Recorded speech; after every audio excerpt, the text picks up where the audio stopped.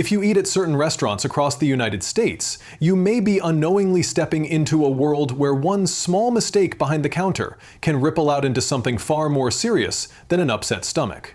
These places look clean, inviting, and familiar. They feed millions every week, offer comfort food that triggers nostalgia, and market themselves as safe, fresh, and reliable. But when you look a little closer, past the counters, beyond the welcoming lighting, behind the stainless steel prep stations, you find stories that paint a very different picture. Stories documented by investigators, health departments, journalists, court records, and the customers themselves, who were unlucky enough to experience what happens when safety slips for just a moment. And nothing illustrates this contradiction more than the long, complicated history of Chipotle Mexican Grill. Chipotle is practically synonymous with fast, casual freshness. Burritos rolled in front of you, avocados mashed in-house, giant tubs of peppers and onions sizzling on a grill just steps away. That transparency became their brand identity. But for several years, that same transparency was overshadowed by one of the most notorious chains of outbreaks in recent American history. It began in 2015, when reports started to emerge that something unusual was happening across several states. People were getting sick after eating at different Chipotle locations. Stomach cramps, diarrhea, bloody stools, serious dehydration. At first, isolated, then unmistakably linked. This was the beginning of the multi-state E. coli outbreak that changed the company forever. When the CDC stepped in, they discovered a pattern that stretched across Washington, Oregon, California, Minnesota, New York, and Ohio. The source was never definitively confirmed, which only made the situation more unsettling. Investigators found that multiple ingredients were potential suspects. The chain's commitment to fresh, perishable ingredients, normally a strength, became a vulnerability. By the end, more than 50 people were confirmed sick, though experts believe the true number was likely higher. But that wasn't the end. Within months, another crisis hit. This time, norovirus, a highly contagious virus that spreads explosively in food service settings. A Boston College location caused more than 140 students and local residents to fall sick in a matter of days. An investigation revealed that an employee had worked while ill, a violation that seems small on the surface but can trigger massive outbreaks. Norovirus sheds in staggering quantities, and once it enters a food environment, the chain reaction is almost immediate. These weren't isolated mistakes, they were systemic failures, happening too often to ignore. In California, another norovirus outbreak struck a different location that same year. Then salmonella in Minnesota traced tomatoes. Every month seemed to bring a new headline. Federal investigators later found that pressure on workers to move quickly during peak hours sometimes led to shortcuts, temperature controls not taken as seriously as they should, sick employees afraid to call out, food safety steps rushed when the lunch line stretched out the door. The Department of Justice eventually issued a $25 million 0-cents fine against Chipotle, at the time the largest fine ever imposed in a food safety case. For customers, these weren't just headlines. They were real people who trusted a place that marketed itself as a healthier alternative. Many described the same painful timeline. They ate what they thought was a wholesome bowl or burrito, felt fine for a few hours, then collapsed into a cycle of vomiting, fever, and intense stomach pain. Some were hospitalized, hooked up to IV fluids. Parents watched their kids suffer through symptoms they could do nothing to relieve. And though Chipotle made sweeping reforms afterward, the memory of those outbreaks remains one of the most disruptive periods in modern fast food history. But if Chipotle is the modern example, Jack in the Box is the cautionary origin story, the case that reshaped how America thinks about fast food safety. The year was 1993, and the outbreak that followed was so catastrophic it changed federal law. It began with undercooked burgers served across multiple Jack in the Box locations in the western United States. Customers didn't know that the patties they were eating hadn't reached a safe internal temperature, and because Chipotle thrives in ground beef, the consequences were devastating. More than 700 people fell violently ill, most were children. The stories that emerged remain some of the most heartbreaking in food safety history. Some children experienced kidney failure, some were placed on dialysis. Some suffered long-term complications they carried for years. 4 children died. The tragedy was so severe that the FDA tightened national cooking standards for ground beef, raising minimum internal temperatures in restaurants nationwide. Jack in the Box survived as a company, but the event became a permanent chapter in U.S. food safety education, a reminder of how one corporate decision, choosing not to follow a recommended higher temperature standard, can have life or death consequences. Even today, when experts teach about foodborne illness in classrooms, they often begin with the Jack in the Box case. It's the blueprint of what happens when systemic failures line up perfectly at the wrong time. Survivors have recounted their experiences in interviews, describing how a simple family meal turned into a medical emergency, how children went from energetic and laughing to hospital beds within hours. When we talk about food safety standards today, most people don't realize that this tragedy is why those standards exist. Taco Bell, meanwhile, has had a different but still troubling pattern, one defined not by a single catastrophic event, but by repeated, documented outbreaks and sanitation issues. In 2006, an E. coli outbreak linked to Taco Bell sickened more than 70 people across 5 states. The CDC traced the contamination to shredded lettuce distributed to Taco Bell locations. That outbreak was followed just 4 years later by a multi-state salmonella incident connected to the chain, leaving dozens of people sick. Norovirus incidents have also been documented in several states, often traced back to improper hygiene or cross-contamination during busy shifts. Health inspections at individual Taco Bell franchises have repeatedly found issues such as employees skipping hand washing, gloves being used improperly or reused, raw and cooked food stored too close together, and temperature control failures. And the customers affected often describe the same scenario: fast service, high volume, and something going wrong in the rush. Whistleblowers from some franchises have said that during peak hours, staff are sometimes expected to work at a speed that makes full adherence to food safety procedures difficult, if not impossible. The scale of these chains is part of the story. When a brand serves millions every week, one mistake doesn't stay local. It ripples outward across entire regions. And when you hear these stories, you begin to understand that food safety isn't a background detail. It's the difference between a normal day and a night spent in the emergency room. What makes Taco Bell particularly unsettling is how ordinary the experience is for the people who end up getting sick. They aren't eating something exotic or risky. They're grabbing tacos and burritos on the way home from work, after a school game, or late at night with friends. In the 2006 E. coli outbreak, families described almost identical timelines.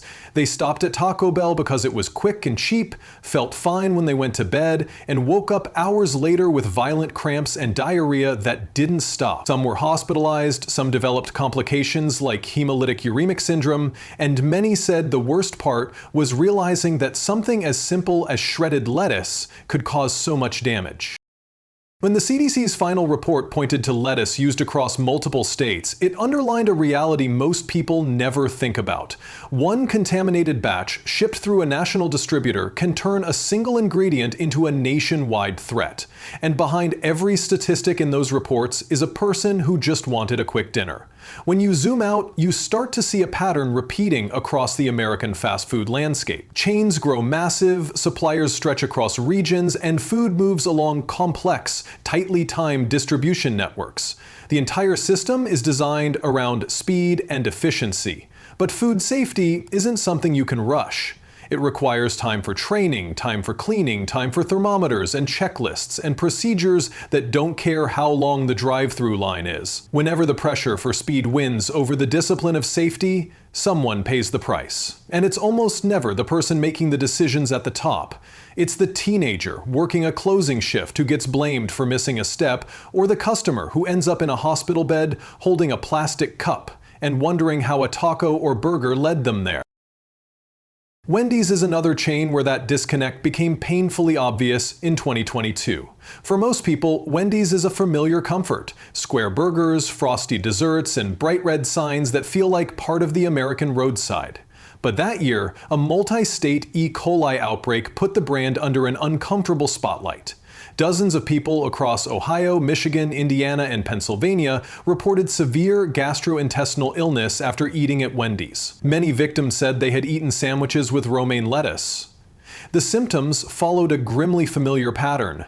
Stomach cramps that escalated into excruciating pain, bloody diarrhea, dehydration, and in some cases, complications so serious they required hospitalization.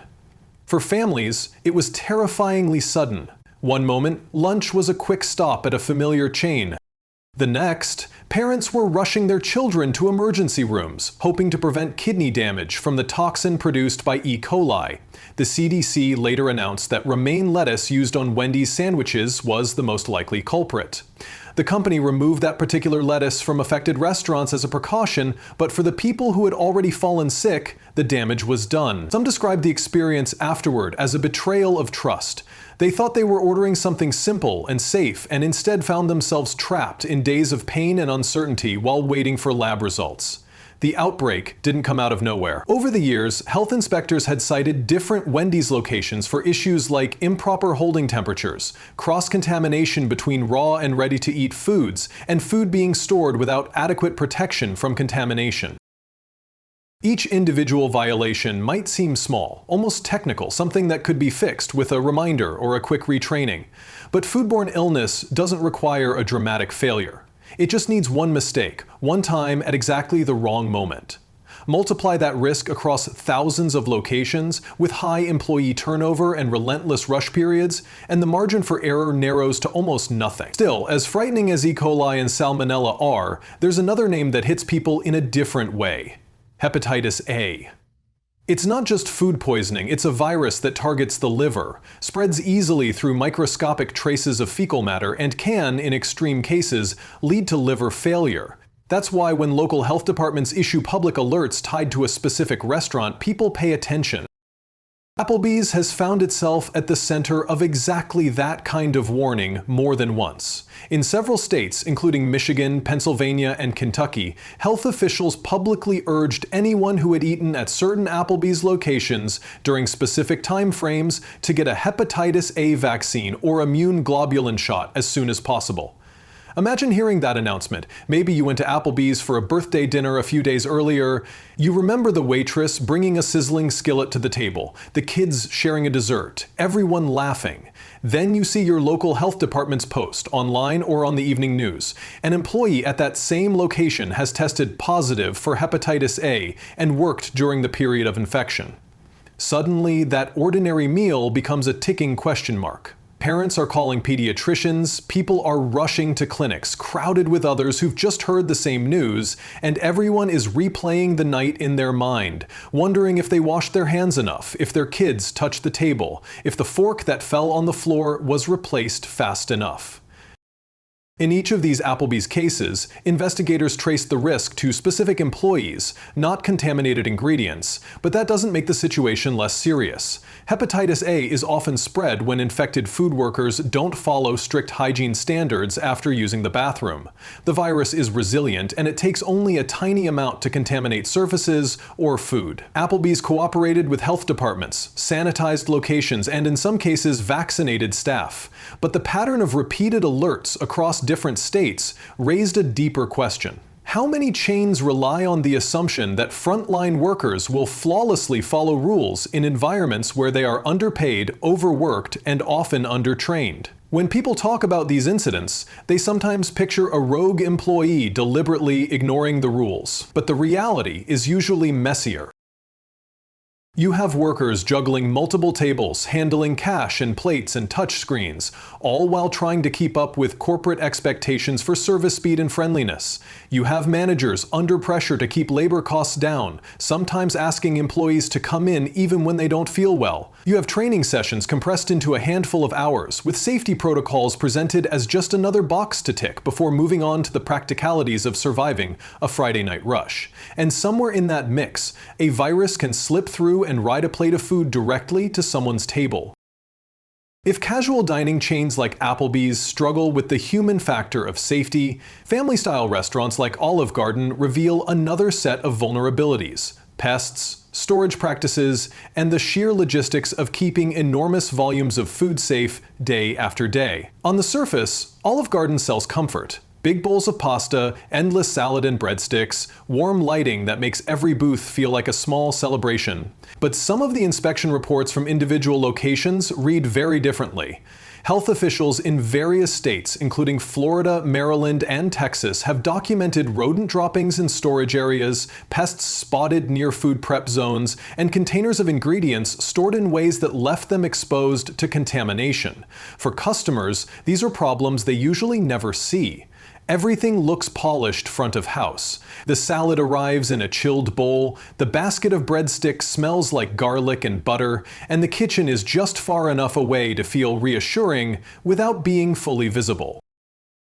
Yet behind those swinging doors, inspectors have taken photos of droppings under shelves, grease and food debris building up in corners, and dry goods stored too close to the floor. At some locations, employees have reported the tension between trying to keep up with a constant stream of tables and finding time to deep clean the spaces that customers never think about. A slammed Saturday night service doesn't leave many quiet moments to pull out racks, scrub walls, or check every nook where pests might hide. The danger with chains like Olive Garden isn't usually one huge headline-making national outbreak. It's the slow, incremental erosion of standards at individual restaurants where management gets complacent or overwhelmed. A bit of food debris left overnight becomes a feast for roaches. A tiny gap in a door frame becomes a highway for rodents. A dry storage room that isn't inspected regularly can turn into a hidden contamination source that customers will never know existed, even if they're eating the results. The marketing talks about family and tradition, but the unpleasant truth is that no amount of garlic and Parmesan can cover for neglected corners and ignored pest control problems. Olive Garden's problems aren't unique, but they show how fragile the promise of family-style dining really is. The entire experience depends on an invisible foundation: clean kitchens, trained staff, pest-free storage, time for sanitation, reliable supply chains.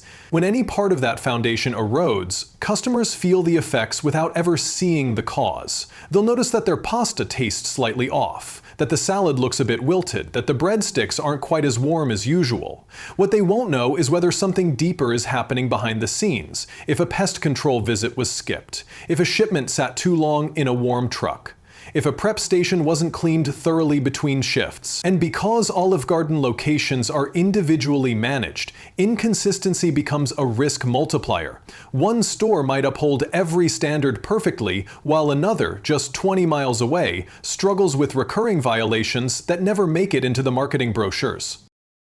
But if Olive Garden's hidden risks stem from structural and maintenance issues, McDonald's presents a different challenge altogether, one born from sheer scale. With more than 13,000 locations in the United States, McDonald's is the largest fast food chain in the country. That size gives the company extraordinary influence over the food industry. It also makes perfect consistency almost impossible. For every well-run, spotless McDonald's staffed by attentive workers and strict managers, there's another location where things aren't as tightly controlled. Health inspections across various states have documented issues such as improper food holding temperatures, raw and cooked foods being stored too close together, employees working while sick, pest activity, and insufficient sanitization. These problems don't happen everywhere, but when they do occur, the consequences can be severe. Improper temperature control is one of the most common violations across the entire fast food sector, and McDonald's is no exception. Left at unsafe temperatures, perishable foods like chicken, beef, eggs, and dairy products become breeding grounds for bacteria. A burger that sits just a little too long in the warming chute, a batch of McNuggets held a few minutes past the safe window, or a container of lettuce left too close to a heat source can silently transition from harmless to hazardous. Customers rarely realize this because most of the time they eat the food quickly, feel fine, and never think twice. But for the unlucky few, that invisible temperature shift is enough to trigger hours or days of illness. One area of recurring concern is McDonald's ice cream machines. Though often joked about online for being perpetually broken, the truth behind those machines is far more complicated and far less humorous. The equipment is notoriously difficult to clean, requiring an overnight heat sanitization cycle that must run perfectly to prevent bacterial growth. If the cycle is interrupted, fails mid-cess, or isn't done correctly, the machine locks itself and can't be used until a certified technician resets it. This complexity has led some franchise-level technicians to document what happens when cleaning steps are rushed or skipped entirely. Dairy residue can accumulate in crevices, creating an environment where bacteria thrive. Photos shared online from certain locations, showing mold-like residue and sticky buildup inside machine components, sparked widespread concern and debates among food safety experts. Most McDonald's locations follow protocol, but with the massive volume of ice cream and milkshakes sold daily, even a small percentage of lapses can affect thousands of customers. You might order a McFlurry on a hot day without ever considering that the machine responsible for making it contains mechanisms that need meticulous cleaning. One missed sanitization isn't something you can see or taste, but it can be enough to allow microbial growth that shouldn't be anywhere near a food product. And because the machines are sealed and complex, frontline employees often have no idea what's happening inside. They rely on automatic cleaning cycles and trust the machine to do its job. When it doesn't, customers are none the wiser. Then there are the sanitation issues documented over the years at specific McDonald's restaurants. Rodent activity cited by local inspectors, cockroach sightings in dry storage areas, grease buildup under equipment, or food debris left in places where pests can easily gather. Again, this isn't every location. In fact, many McDonald's restaurants pride themselves on immaculate kitchens. But pest issues don't require widespread failure. They require a single gap in a door seal, a single missed night of cleaning, a single oversight during trash disposal. Once pests find a reliable food source, they return. And when they return, they contaminate. Because McDonald's is so ubiquitous, people often underestimate the complexity of running one. Some locations operate 24 hours a day, meaning there is almost no true downtime for deep cleaning. Night shift workers are frequently understaffed compared to daytime crews. In some cases, 3 or 4 employees run an entire store overnight. That includes the drive-thru, the front counter, cooking, prepping, cleaning, and restocking. Under those conditions, even a highly responsible team may struggle to keep up. If a rush hits at midnight, sanitation tasks can get pushed back, and once they're delayed, they sometimes never fully get done. Another challenge is turnover. Fast food jobs have some of the highest turnover rates in the country. New employees may receive only a few hours of training before being immersed in a high-pressure environment. They must juggle multiple tasks at once while also memorizing intricate safety procedures, like how to avoid cross-contamination between raw and cooked foods, where to store allergen-prone ingredients, how to calibrate thermometers, how long different items can safely sit, and how frequently surfaces need to be sanitized. When someone is new, stressed, and moving fast, details slip. When details slip, safety risk rises. Some of the most unsettling inspection reports come from situations where employees were found working while visibly ill. This is a problem across the entire industry, but at a chain as large as McDonald's, the potential ripple effect is huge. Many fast food workers feel pressure to come in even when sick, either because they can't afford to lose hours or because management is understaffed. A coughing, feverish employee handling food isn't just a policy violation, it's a direct path for viruses and bacteria to enter the food stream. Norovirus, which thrives in food service settings, spreads explosively when an infected person handles food without proper hygiene. In some documented cases across various chains, employees later admitted they were afraid to call out sick or were told they couldn't leave despite feeling unwell. Customers never see these dynamics, yet they can easily become the hidden spark that sets off an outbreak. What ties all these stories together? Chipotle's outbreaks, Jack in the Box's tragedy, Taco Bell's repeated incidents, Wendy's multi-state E. coli event, Applebee's hepatitis A alerts, Olive Garden's sanitation failures, and McDonald's scale-drim inconsistencies is a truth most diners never think about. Safety in a restaurant isn't just about the food itself. It's about the people handling it, the systems guiding them, the managers enforcing those systems, and the corporate structures deciding how much time, training, and oversight workers actually get. A restaurant meal is an act of trust. You don't see how your ingredients were handled, whether the cutting boards were sanitized, whether the lettuce was stored at the right temperature, whether someone had the flu while prepping your meal. You sit down, you order, and you trust. Most of the time, that trust isn't misplaced. Millions of meals are served safely every day. But as these documented incidents show, the moments when that trust breaks can change lives. And in a country where tens of thousands of restaurants are overdue for inspection, where labor shortages strain kitchens, and where massive distribution networks move food at lightning speed, it only takes a small slip for things to go very wrong.